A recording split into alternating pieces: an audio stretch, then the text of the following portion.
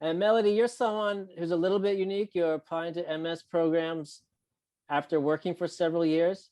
And I think maybe you had the option of maybe choosing an MBA or applying to this MS program at Cornell. Maybe you can talk a little bit about your thought process about why you chose this program and maybe why you didn't apply to an MBA program.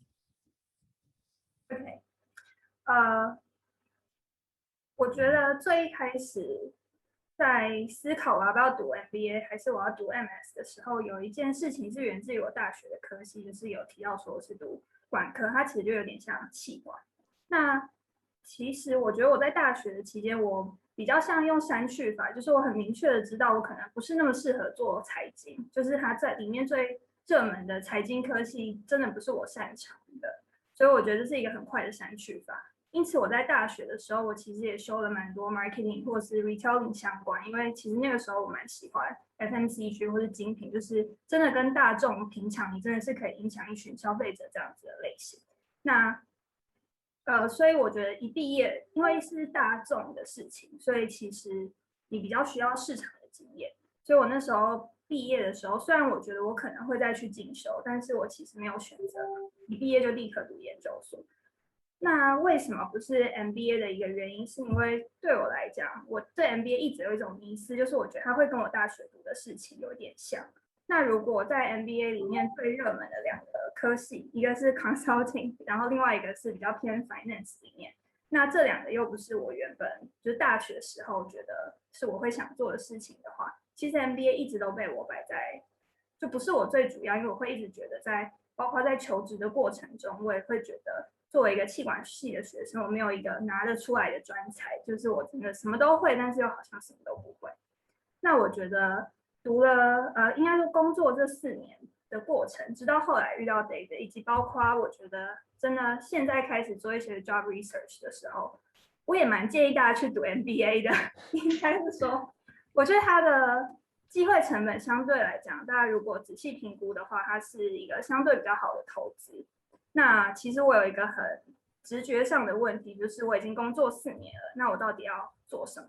那因为我工作其实蛮忙的，因为我是做 marketing 的 PM， 所以其实在我真的下定决心要就是决定我2021年一定要出国读书的时候，事实上我并没有办法负荷 GMAT 的工作量，就是我真的很晚才决定，我可能到5月了才思考说我明年一定要出去。所以其实在 GMAT 的时程上我非常的紧凑。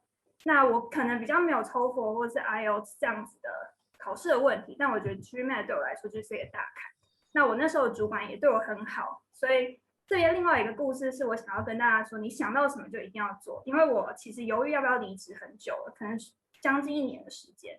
但我10月跟我主管说，我今年必须要出国读书的时候，我主管还放了我1个月的假，他就说：“那你就回去好好的读书吧，就是我给你1个月的时间，你去把这件事做好。那你一旦有学校以后，反正你今年就是像我现在，我还可以工作到7月，那主管也愿意。”所以我也试着去读了 GMAT， 就是我也用1个月的时间去努力过了。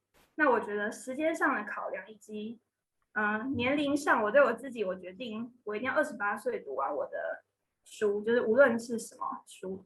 所以我自己觉得我28岁一定要回到职场的话，我觉得今年就是在 MBA 跟 MS 之间权衡起来，我选择了 MS。然后因为疫情的关系，也蛮幸运的是 Cornell 的这个课程去年可以不看 GMAT 的成绩，所以我觉得有点像是幸运加上可能就是权衡之间啦。然后另外一个是因为我一直在做跟消费者有关的事情，所以我在碰了很多的 data 或者是分析之后，我发现无论你 machine 怎么 learning， 其实你最后下注解的还是人。那我觉得就一个 PM 来讲，我有时候对于我下的注解不是那么肯定，所以我也一直希望我可以有一些比较更专业的讯息。那我觉得就以人有关的来讲，或是政策上有关的来讲，行为经济是一个很好的选项，它可以让我的逻辑更清晰，或是我在下一些 marketing 决策的时候可以更有底气。所以我觉得也是因此，我就是冒出了行为经济的科系。那因为它是一个很新的学科，所以其实它有的学校的选项也不多。那其实我在选择 MS 的时候，我只有2个。我相信今天会来这边的candidate 一定也蛮明确，就是我一定要读名校，就是我觉得我在这个时间出去读书，我不可能再去换一张就只是洗文凭的学历。所以我在那么多的选项之中，其实我那时候只有 Cornell 跟 UPenn 2个选择，然后另外一个是 LSE。只因为 LSE 它是 rolling basis 的，所以相对来讲，我觉得时间比较充裕，所以我找 David 的时候，我就是直接锁定 Cornell。那我觉得这样子的策略下来也很顺利的，就是完成2021年秋季一定要出去工作。那如果容许我再多讲一点的话，就其实这个 program 它是蛮跟事业结合，就其实它不是那么 MS。So it's called Applied Economics and Management, right? Yeah. So maybe you can explain what that is. Yeah. So 它是有的 MS 它是毕业要写论文，那这个的话它是有一个叫什么 project， 就是我有点忘记它是什么 project。总之你就是要花半年到1年的时间，真的是去跟一个实体的企业合作。那你会分组，然后学校分组的逻辑，它还会确保就是有足够的美国人跟来自世界各地的人，就是它要让你真的是模拟你未来可能的工作环境。然后当然，因为学校够好，所以他有的人脉资源也够，所以他就会在这之间，因为我蛮想留在美国工作，那他同时他也是 STEM 的 program， 所以我觉得这很重要。就是如果你想要留在美国，除了 MBA 以外，另外你就是要选择 STEM 的课程。那我觉得它刚好符合，所以包括整个课程的设计，它也是一直为你未来找工作做准备。所以我觉得这是大家选择 MS。当你无法选择 MBA 的时候，再选择 MS 要思考进去的东西。Okay, thanks for your explanation, Melody. Maybe I'll ask Victoria a question next. I think one of the most difficult parts in getting started is choosing your school list. And I think Victoria spent a lot of time on her research and choosing schools. Maybe you can give us an idea of your thought process, Victoria, and like what were you looking for in the schools you were applying for, and how did you make your final decisions? OK，我自己的话，就是我看学校第一个就是看名气，对，就是比较就是觉得说想要念比较大的那一些学校。那再来就是我会看，我觉得可能比较特别的是，我会看课程，我会看那个 course 那个 program 的长度。因为我自己自认为就是因为我不是本科，就是我是从商要跳往社会科学这个领域走，我就会想要去选比较符合自己目前现在条件的 program。那就是希望他可以从比较基本的东西开始教，然后有给我充裕的时间去好好的从基础开始学，所以我会看 program 长度，就是所以我现在选的这个进 LSE 的这个 program， 它其实是2年的 program 这样子。然后某种程度上，因为就是已经工作了一阵子，就是还蛮想要放那个暑假的。然后再来就是我会看他提供的课程，就是就是有一些学校，像我会申请那个巴塞隆纳那一间学校，它可能比较名气没有那么高，因为它比较新，但是因为它课程其实还蛮有趣的。最后会看 location， 就是我最后决定去伦敦政经学院，就是因为真的对 UK 就是很有憧憬，对它历史还有文化底蕴。然后伦敦就是一个有很多博物馆、美术馆，还有很多theater 的地方。所以我觉得这是几个我参考的指标，就是长度、名气、课程跟地点。那就是就是因为选校的过程，其实学校真的这么多的话，我着手方式第一个从 ranking 去查，然后一间一间学校挑出来，觉得说，哎，这个学校给我的 vibe 怎么样，就是一个直觉的感觉。然后我觉得拉一个 spreadsheet 的方法还不错，就是你就把你有兴趣的学校，就是都列在一个 Excel 表里面，然后去整理出你想要参考的指标，然后比较一下 pros and cons 这种都会帮助你，就是在从中做决定。Okay, so even though Victoria said she's applying to famous schools, she managed to apply to school that I never heard of, and that doesn't happen very often lately. So she was being very open-minded, but I'm glad she got into her dream school. But about MS in economics, I think a lot of them are very research-based and kind of focused on people who may go on to PhD. So, but I think that's not your goal, right? You're not planning to go on to a PhD, but do you think for people who are not going to get a PhD, these MS economics programs are still a good fit? 如果是一个很确定自己想要念 PhD 的人的话，当然会建议说直接申请 PhD 的 program，因为其实很多 PhD program 它其实那个从可能训练开始，它其实也是从硕士的程度开始去训练，然后可能大概3、4、5年的时间去慢慢拿到这个学位。但是我自己的话，就是我原本的 goal 就是的确不是 PhD， 但是就是在越来越认识这个领域的过程中，发现我就是也是算很 open， 就是我觉得可以边走边看。但是因为我自己在这个领域是一个完全的新人，然后我例如说 PhD， 你在申请的过程中，你可能就要提出你的 research proposal。那我自己知道我提不出这个东西，那我的策略就是先从MS 去着手。那要注意的可能就会是说，像英国它的学校就会分 taught track 跟那个 research。那如果有心要念 PhD， 可能你就要最好就是申请 research track， 对你未来会比较有利。这样子。Okay, thank you very much. And I think I would like to ask the next question to Chloe. So Chloe, you're applying to the Master in Supply Chain Management program at Michigan Ross and MBA programs that are kind of really good at supply chain. So I think a lot of people are interested in supply chain management. Maybe you can tell us how you became interested in this. 开始其实我就是也是读管科系的，也是偏企管，所以就是什么都学。所以其实我大学毕业的时候，我也没有真的很确定说我想要读哪一块，但是我就是觉得说我一定还要再进修，因为就是如果管科企管出来，感觉不太能做什么。然后后来我就不断的摸索自己，我就有去上一些 online 的课程。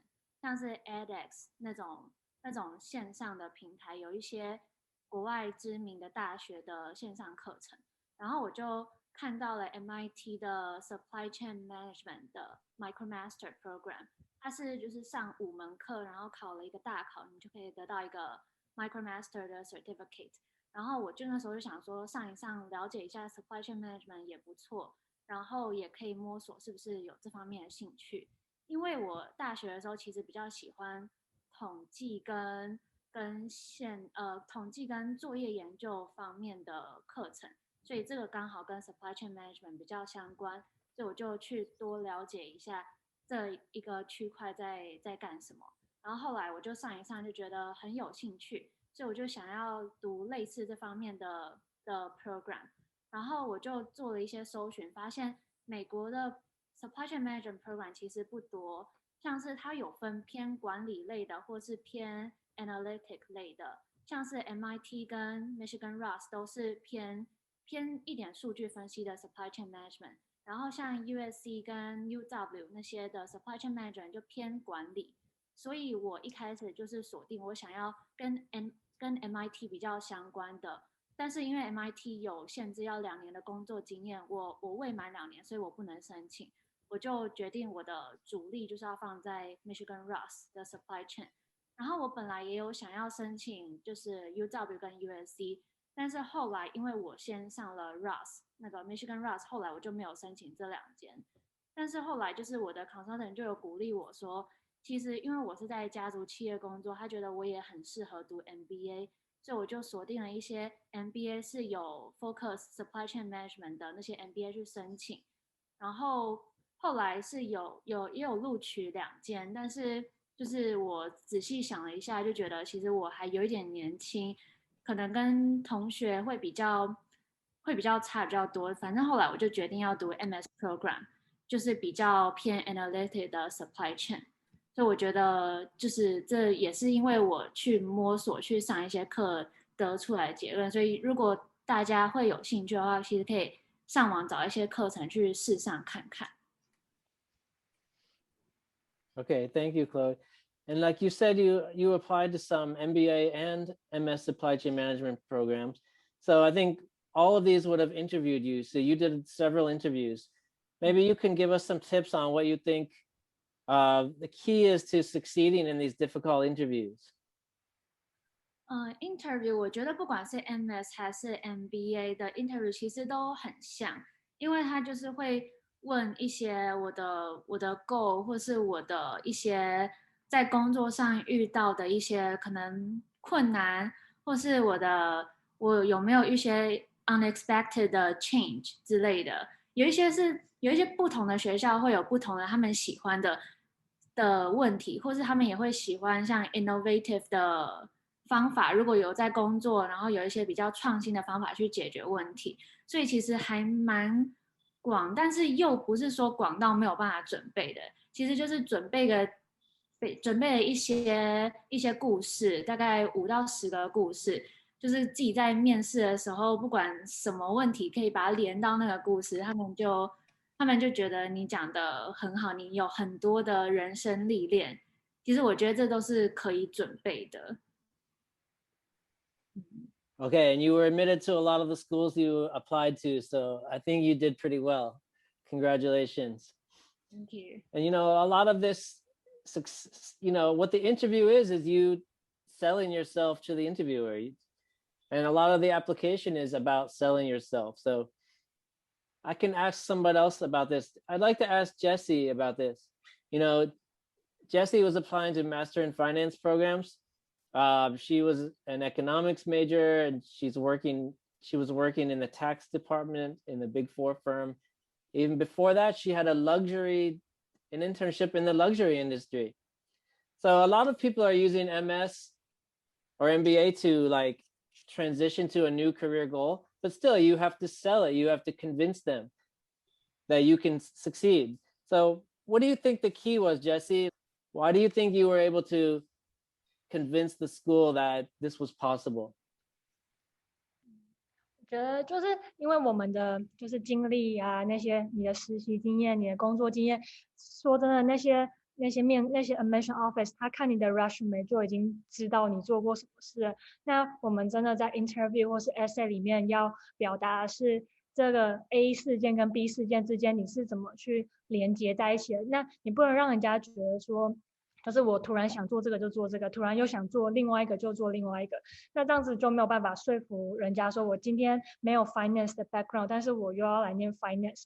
那因为我做 marketing 的时候，我是在某一个精品品牌做 marketing intern。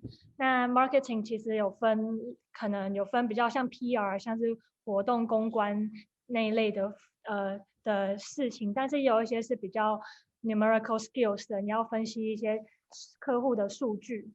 那我就是因为我本身比较对这一块就是分析的部分比较有兴趣，那我就把它连接到我日后的工作是做跟税务相关。那税务在跟就是国税局谈判很多就是调税案件的时候，也非常需要这些 analytical skills， 非常需要一些 negotiation 的技巧。那再加上因为我本身在税务方面的案件的时候，会就是处理到一些跟企业并购啊，然后企业就是一些比较corporate finance 部分的方面，那我就在想办法把这个部分再连接到我未来的 career goal。所以简单的来说，就是你的 career 你的过去的经验可以是很不一样的，但重点是你要怎么把它们都连接在一起。Okay, and obviously you were very successful at this because you got into, I think, every school you applied to, including Master in Finance at USC, at Washington University in St. Louis, at Boston College. What's your thought process on how to choose the one you like the most? 我觉得这其实因为我一开始就蛮想要去 USC 的，所以我没有考虑这么久。但是我觉得大家要考虑的时候，可以第一个你当然大家可能会想 ranking 跟学校的 rep 就是名气嘛，但是说呢，有时候你申请上了学校名气那个 ranking 的前后排名在每个网站上看起来的也都不太一样，我觉得这时候可能就不会是我自己的第一个决定的要素了，我可能还会再去考虑说我喜不喜欢那个城市，然后还有以后未来的工作会想要在哪里工作，那你想要的产业在哪个城市会是比较方便，就是比较容易取得工作的。像那时候我也跟 David 讨论这件事，说我要去 Boston College 还是 USC。那因为我本身虽然是念 finance， 可是我比较没有想要往银行走。那如果当初 David 就建议我说，那如果要往银行业走的话，那说不定 Boston College 会是一个比较好的选择，毕竟离金融的重镇比较接近。对。然后还有，我觉得大家如果上了好几个学校之后，可以去他们学校都会寄信给你，会有蛮多 virtual events 的，还会有一些就是课程让你试上看，学校开的课程真的让你试上看看，然后也都会 alumni reach out to you， 你就可以问问看，聊聊看你到底喜不喜欢这个学校给你的感觉。Okay, thanks a lot. So I'd like to move on to Ray now. Hi, Ray. So you applied for different types of programs, actually. Accounting, management, business analytics. It's pretty common for people to do this, to apply to more than one type of program, but maybe is there any difference between these programs from your experience? Any difference? OK，因为我大学其实学的是企管嘛，然后我在大学的时候其实是辅修会计学系，然后但是我又很不务正业的，我虽然把会计的辅修修完了，但是我还是修了很多就是风险管理相关的系，所以后来其实我在四大做了1年的 auditing 的 intern， 然后我在这1年深刻的了解到我有多不喜欢 auditing， 就是不是说这个工作不好，就是它就不是我的兴趣，所以后来我在选大学的时候，其实我刚开始一开始我在大2的时候就有想要出国念书的这个想法，所以那时候就是很自然而然的我的 target 是 Master of Accounting， 就是像UIUC、MSU 或是 Michigan Ross 这些学校。但后来我在做完了1年的 auditing， 然后上了几门就是关于风险的课之后，其实我觉得我自己对 risk management 比较有兴趣，所以Duke Fuqua 它有分不同的 track， 就是它 MQN 有4个 track， 是 finance， 然后 forensics、marketing 跟 strategy， 然后我选的是 forensics， 就是鉴识会计，是最近台湾比较少人在做的这个部门，所以我后来就是找到了算是自己比较有兴趣的，跟我的系完全不同的东西，然后所以这其中其实 David 也给我蛮多鼓励，就是跟我说，其实你可以试着去 diverse 你的科系，不要一味的只想要申请 accounting。然后如果你们这边是在 A2 上 GMAT 的话，你们也很建议你们考完 GMAT 之后去找 A2 聊聊，因为 A2 认识的校友真的很多 ，MQM 也是 A2 告诉我的。然后这其中有什么不一样？其实我觉得，因为我申请的最后都是商学院的科系，其实我觉得商学院的面试官们，不管是 alumni 面试还是学校的招生官面试，他们都是比较想要了解你这个人的就是了解你这个人本身，就是你的 personality 啊，你适不适合念商学院。所以我觉得大同小异，但是就论工作经验来讲，我认为我申请 BA 的时候其实是有点小不吃香，因为其实我没有什么 coding 经验，我在大学的时候只有上过 Python， 而且经验也很少，就是也没有实际做 coding 的经验，因为你在 auditing 不可能会碰到 coding， 然后所以其实我在这时候会比较不吃香，因为你可能被问到专业知识的时候，你可能不知道怎么回答。但是其实你在第一阶段审核，就是学校在看你的 resume 的时候，他都是认同你这个 resume 是他想要的学生，他才会让你去进行第二阶段的面试。所以如果大家就是我想建议大家是，你不要被自己的所学困住。就是当你想申请什么的时候，当然你要给一定的就是 persuasive 的 opinion， 为什么你要申请这个学校？像是刚刚有人讲的，就是你不能说我想念 finance， 我就去念 finance， 我就想做 finance， 但是我没有任何的 finance 经验，这当然不行。但是你要给出面试官一个 opinion， 想法，说你为什么够 persuasive 可以去念这个东西。所以像我那时候在写 BA 的时候。我是先查得很清楚 Forensic Track 的课程到底在上些什么，他上的像是 Fraud Investigation 或是像如何侦测舞弊风险等等的，然后我在1年的4大的 auditing 经验里面，我是在日商组，所以我那时候我很幸运的，主管给我很多机会用日文跟客户做对答，所以我那时候在日商组的时候，跟很多日本客户用日文做就是舞弊风险的对答与他们的财务报表有什么状况，我用日文去做解释。那我觉得这个经验在你最后的 interview 就很重要，因为是非常与众不同的，就是用英文讲的可能很多，但是你用日文讲的可能就没有那么少，没有那么多了。所以如果你们有第3外语的经验的话，这个一定要写，就是不管是什么语言，如果你有用这个语言工作过，或是只是有做过报告的话，我觉得也可以说。然后商学院讲老师就是很喜欢聒噪善于表达的学生，所以如果你有很多的 communication 经验的话，我觉得申请不管商学院的任何科系，我觉得都是一个很大的优势，这样子。Okay, thanks a lot for that, Ray. And you applied to the Duke MQM program. It's a great program. MQM, Master in Quantitative Management, it basically means analytics. But Duke's pretty famous for their essay. You need to write 25 fun facts about yourself, right? So yep. I know you had fun with that. Maybe you can tell us one fun fact about yourself, Ray. 25 fun facts. OK， 就是 Duke 很有名的是你要写25件关于你自己的事情，然后他不管你写什么，那时候 David 有给我一个就是类似，我相信另外那个申请Master of Management 去管应该也写过25件事情，对，然后那时候David 给我的sample 里面有很多乱七八糟的东西，像是我喜欢吃 cheesecake 这个也可以是其中一项，就是你一点想就是这到底是什么鬼东东，为什么这可以写？然后，所以我那时候其实把我就是从小到大活的这23年的所有事情都搬出来。然后后来我觉得最好玩的是，因为杜克的篮球很有名，就是他是大学篮球有名。然后其实我是中华篮协的裁判，我是有执照的，所以我后来有写完这项，就写说I'm a certificated referee in Chinese Taipei Basketball Association。然后这件事情就很受他们的就是哇哦好酷哦。然后所以我后来在面试的时候其实就被问到说，哎，你那时候考试简不简单？哎，那时候考试考了什么？难不难？然后你觉得你在这个 referee 考试的期间有碰到什么？你的 referee 过程碰到什么？他们就是一直很 follow up 的这个问题，因为这是他们算是这个学校的traditional。所以就是最后呼应到刚开始 David 在 presentation 里面讲的，就是你要了解这个学校它的强项是什么，你觉得这个学校会对你的哪一个东西会有兴趣，你一定要去多做琢磨。Okay, so instead of telling Duke that he's going to go there and play basketball, he said, I'm going to be the referee. That sounds very helpful, right? They must need more referees there. So yep, I think free referees. Okay, so another person that applied to Duke was Jane. She applied to Duke, but she applied to most of the programs she applied to were in Europe. So Jane, could you tell us, is there any difference between applying to the US Master in Management programs and the European programs? Not every MS program has interviews, but the programs you apply to do, and a lot of them are pretty intensive. Maybe you can give us your opinion on how to prepare for this kind of interview and how to succeed in it. 好。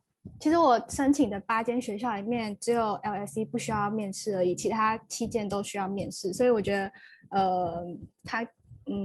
就面试也是一个需要好好准备的关卡。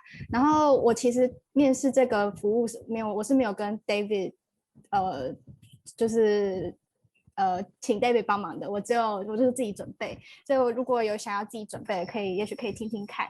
然后我觉得就是多跟alumni 的学长姐去了解说他们面试准备的情况是怎么样，然后那时候我也有去透过朋友介绍去认识一些现在就在那边读书的学生，然后问他们说当初面试的题目啊，或是去追梦网，就是大家现在如果已经在听这个的话，应该也会知道说中国的那个追梦网里面有很多很多的面试考古，然后大家都会把他们的面经放在上面，大家就可以去收集。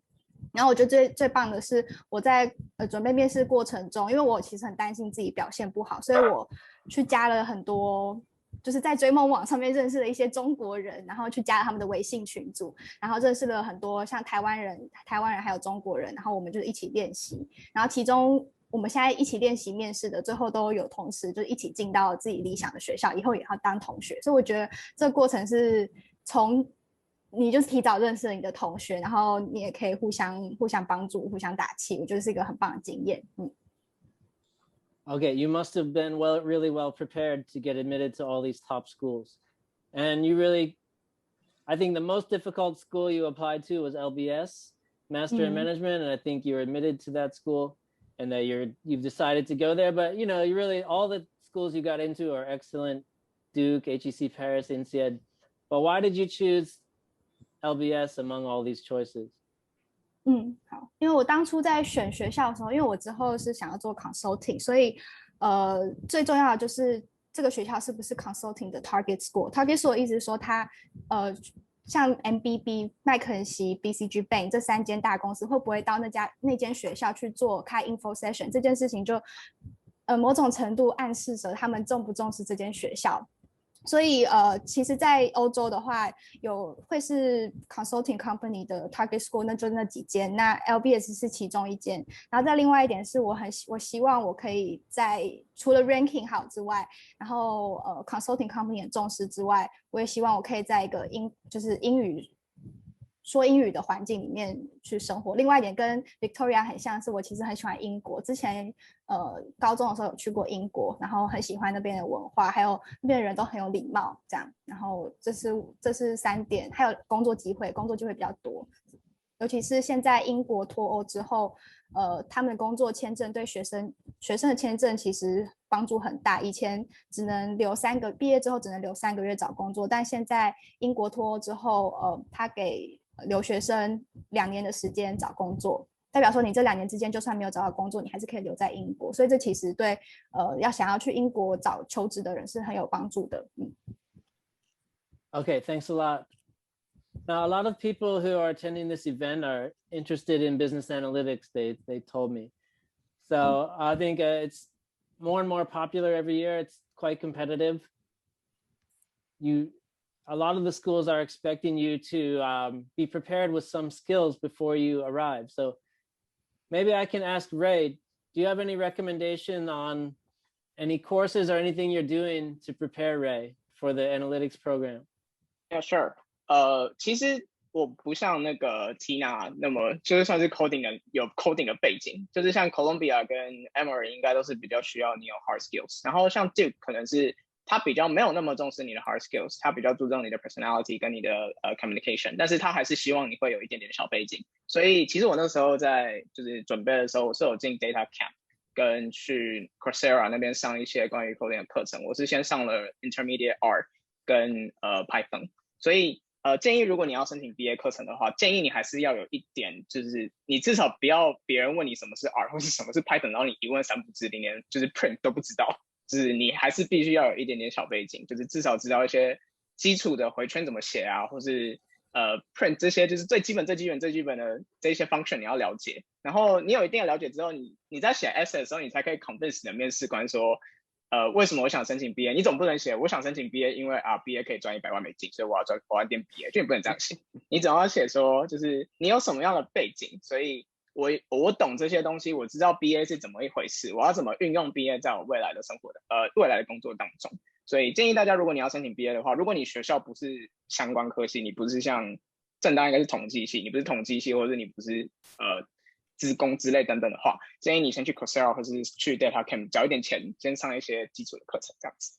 Okay, now a lot of people in college have taken a lot of math courses and quantitative courses and learn Python, but not everyone has. Like Ray admittedly didn't take many of those courses in college, but look, he still succeeded. But I think the key is you need to find a program that's not quite as quantitative. And then there are some of them like Duke, perhaps like USC or University of Washington Foster. But some programs are more technical. Maybe I can ask Tina about this. You know, Tina, you applied to some business analytics programs that are more technical, like Columbia, and some that are less technical. Do you have any thoughts for people out there? Like, when you're deciding when to choose the program, what do you look at? And like, maybe you can say what's more important to you. OK， 我想一下哦，因为我当初选的，其实我申请 Duke， 但我没上。好，这不是重点。然后那个，因为我有就是 minor in computer science 嘛，所以我看那些课程的时候，其实很多部分我大学都算是有碰过一点点，但是没有到很深。那我觉得 Columbia 它它的让你有比较大的选课空间，因为它有一些 specialization， 就像 finance、marketing、healthcare 跟一个叫做 analytics algorithm。那我后来是选 marketing。那Emory 就没有那么多选择，它的课都是算是帮你已经就是制定好的，然后2个都是蛮 tech， 但是Columbia 又更 tech 一点，然后 Emory 是蛮多 machine learning 的课程跟一些 algorithm 的分析。那这2个算是我比较有深刻的去 dive deep 的2个学校。那其他我觉得 Duke 的话可以交给Roy讲就好。那还有这2个比较大的分别应该是它的 career service。就是 Emory 它是这个系毕业，这个系它自己有丰富的 career service， 像你一进去的时候，他们就会疯狂帮你改 resume， 然后逼你要赶快去跟他们练习 interview， 然后还会有一大堆企业来这边帮你做一些宣传。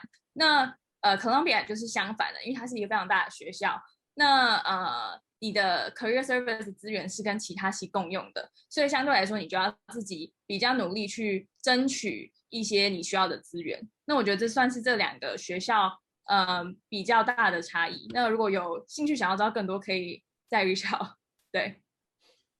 Okay, thanks a lot. So you really need to look carefully at the curriculum at the program. Columbia's business analytics program, even though it's called business analytics, the program is in the School of Engineering, whereas a lot of business analytics programs are actually in the business school. So if the program is offered by the School of Engineering, that should tell you something, that they're looking for people with a little bit more technical background. Maybe you weren't a computer science major, but perhaps you would need to at least be a computer science minor, like Tina. So really look carefully at the program. They're not all the same. Some are far more technical than others, and that will help you decide which one to choose. I'd like to shift gears a little bit and ask Melody a question.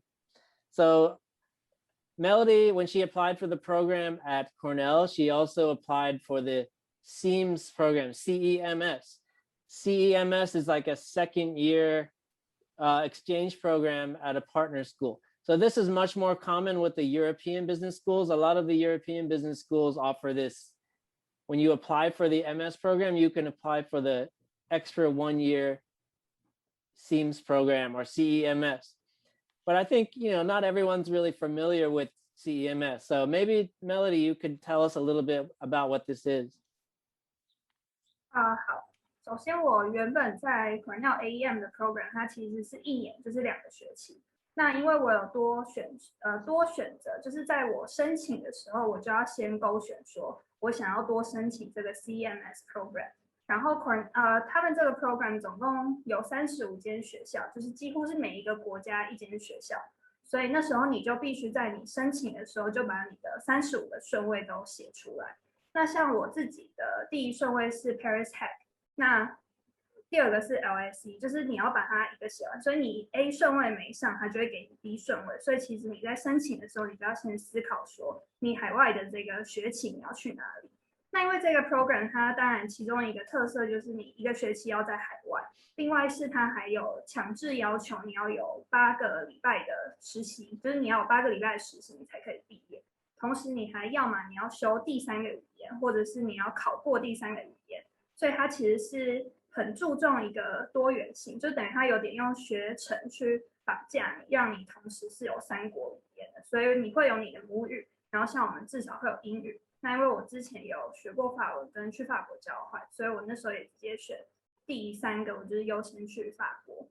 那它这个 program 就是说，首先它是每一个学校都会有一群人都是选择这个 program， 所以等于你无论是到这35学校的其中哪一间学校，你都会遇到从这个 program 来的外国人。那所以其实它本身的丰富性很高，那同时因为它是一个跨国的，所以它也跟这世界上蛮多的跨国企业有很密集的一个，就包括它课程的设计或是讲座，或是包括它的实习课程，它其实都是有蛮多大家会想去的公司在里面，所以它其实就是有点训练式的课程，所以你在修课的时候，你必须要同时完成Cornell基本的 AEM 的课程，同时也要完成 CMS 这边的 credit， 所以我总共的学程就会从2个学期变3个学期。那它的编制是，像我是今年秋季在美国，然后明年春季在法国，然后秋季再回来美国。所以我觉得这样其实对我来讲，我如果想要趁这个机会在欧洲实习，因为他实习他其实是希望你去第3个国家实习，或者是因为我们不是在美国毕业的学生，所以对我们来说，美国也可以算是我们的第3个国家。所以其实它在你工作的实习经验上也会有蛮大的帮助。那如果你想要提前回美国，就是为了日后在美国找工作方面的话，其实你就是它这样子3个学期的配置是可以让你在全世界流动上有一个机会去选择说你比较想要未来留在哪一个大陆上面生活这样。All right, so Melody's going to go to Ithaca in New York for a year and then Paris for a year. Ah, sounds nice. Can I come with you? That's going to be great. But Melody does have a funny story. Do you mind if I share it, Melody? When she got her admissions decision from the school, her email filtered it into her junk email box. And so she didn't see it right away. And then they gave her a very tight deadline for her SEAMS. Her first choice was HEC Paris. And they said, you're admitted to HEC Paris. You're admitted to the SEAMS program. Please give us your notification by next week. But she didn't see it. And by the time she noticed it in her junk email, it was already past the deadline. Wow. And of course, she's very, very upset. And she wrote a nice email to the school begging them to, could she still enter the program? And luckily they allowed her to, and her space was still there. But actually, this type of thing does happen once in a while. You know, your email sometimes filters and thinks the email from the school is junk mail. So for all of you out there, when when you're expecting your admissions decisions, check your junk email folder once in a while, okay? But I'm really glad it worked out for you, Melody, and that you caught that. I'm glad you checked it 1 week later, not 1 month later, really. But yeah, it's going to be a great experience. Okay, so it's about 4 o'clock now when the session is supposed to end. And I don't think we had any comments come in on chat from the audience. So I think we can wrap this up. But I really appreciate all of you being here. You know, it's really valuable to hear your opinions and your experiences. Thanks for sharing them with us. And maybe if you're willing to, you could type your email in the chat box or your LinkedIn. You know, if you're willing, so maybe people could contact you and ask you about your school. I'm sure some of the people listening here would be interested in interacting with you and asking you about your school choices. So really, thank you all for being here. Be healthy, be safe. I know a lot of you are taking off for the US within a couple of weeks or a month from now, or maybe 2 months. So really good luck to you on the next step of your journey. And please keep in touch with us. And thanks for everyone in the audience for listening. Good luck with your application process and hope to meet some of you in the near future, okay? Okay, thanks everyone. Have a great day. Be safe, be healthy.